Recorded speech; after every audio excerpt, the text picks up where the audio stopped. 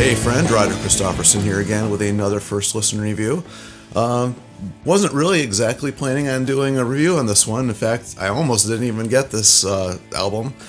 But I'm like a completist, and this is one of the bands, actually, one of the bands that I've been collecting since I started collecting. So I had to get it, and kind of glad I did. So I am about to babble about Emerson, Lake and Powell and their new release, which is the complete collection, which is the original album remastered, and then the Sprocket Sessions is disc 2 on here, which is the rehearsals for the upcoming tour, and then the disc 3 is the live recording from Lakeland, Florida, which I guess had already been released. I didn't have it, which is kind of surprising, but I did not have it, but apparently that's already been out there and released. So yeah, going like way back, obviously this is, you know, the one-off album that they did with Cozy Powell, or Kazi, I actually don't know how you pronounce his name, but I've always said Cozy Powell. But yeah, I started collecting ELP like way back early 80s, and I remember going to like a household sale or something and got a bunch of them on 8-track. In fact, I think a couple of them, I don't know if I still even have them, but were pink. And then I had nothing to even play them on when I got home because, you know, I was a kid. I didn't realize that my parents had nothing to play this on, so I had to get an 8-track player to even listen to them, which we did. But yeah, I got that. I got a bunch of King Crimson and a bunch of other stuff. I got them a whole bunch of 8-tracks, and that was in there. And, you know, of course, you know, Asia was one of the first bands I started listening to, which is kind of why I was attracted to the Emerson, Lake and Palmer stuff. And I just have always, since day one, been into Emerson, Lake and Palmer, and just really got into that stuff at a young age. And I remember when this album came out, I was like head over heels into Asia at the time, and I saw this was coming out, and I thought, oh, that'd be pretty cool. And I got it, and I was like, it was okay. Didn't really think too much of it back then.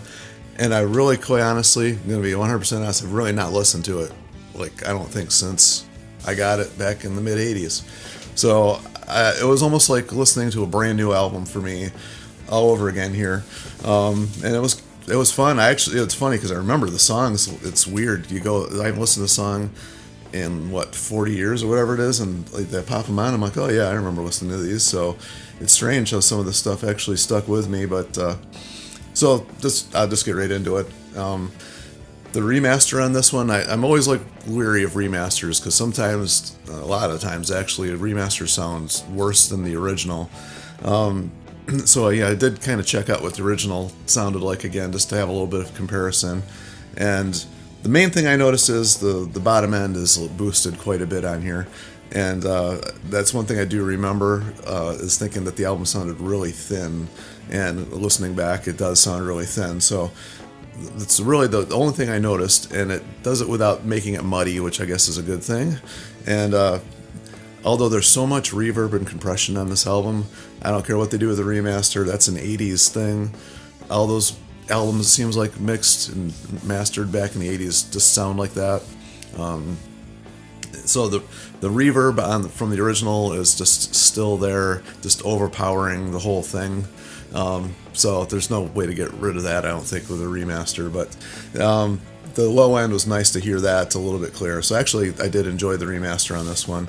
And you know, listening to these songs again kind of was fun. And there's the single edit they added on here for the score, which still is 6 minutes long. So even the single edit is extremely long anyway. But the funny thing about this, listening to disc 2, the Sprocket session where they were doing like rehearsals, it sounds like it was mixed the same way the album was. I mean, there's all that extra reverb on there, and the compression on the drums and everything is there just as well. And it sounds more like the previous album did, like kind of thin. But you know, this is live rehearsal, so I don't know how much effort they went into doing all the mixing and mastering on this, but it had that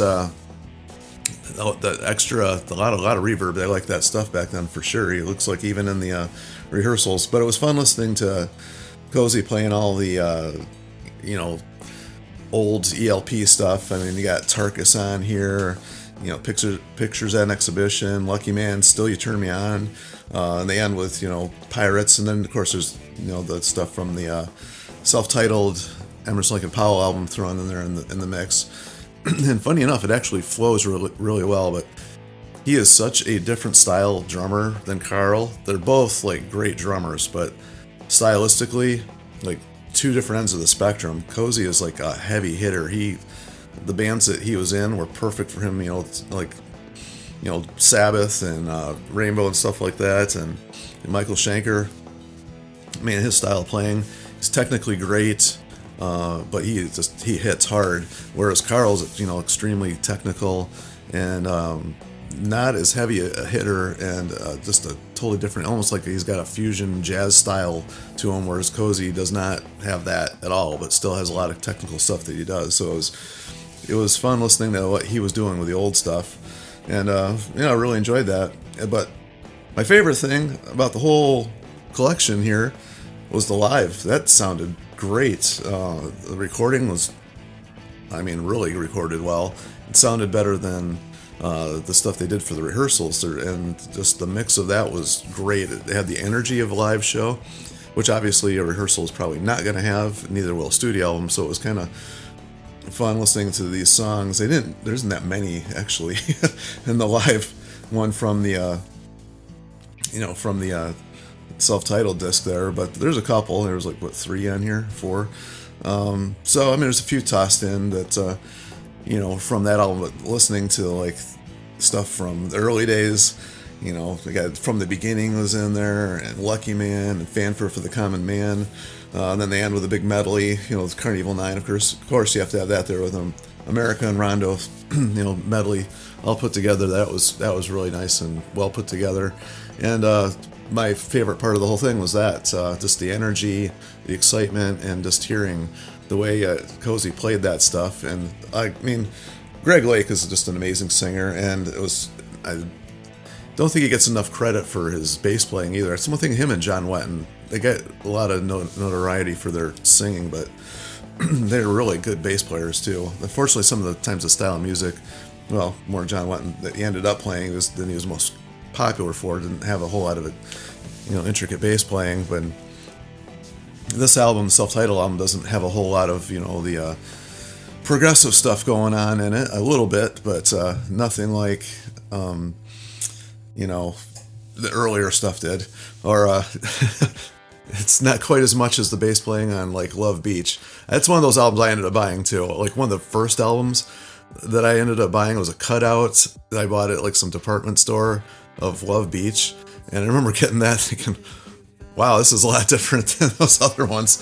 And I don't know, it's like these bands in the 80s, or some of these bands were struggling for an identity. I think ELP suffered from that a little bit, starting with Love Beach, and this one they were trying to maybe still find an identity, I think. And even when they got back together with Carl Palmer, it's still, I don't know, it's like they were just trying to be mainstream instead of trying to be themselves. I get a little bit of that from this album, they were just trying to be a more song oriented, because Asia was huge, and I'm sure they were getting pressure from their record company because of the tie-in to that band. And I'm speculating here obviously, but it just seems that way to me.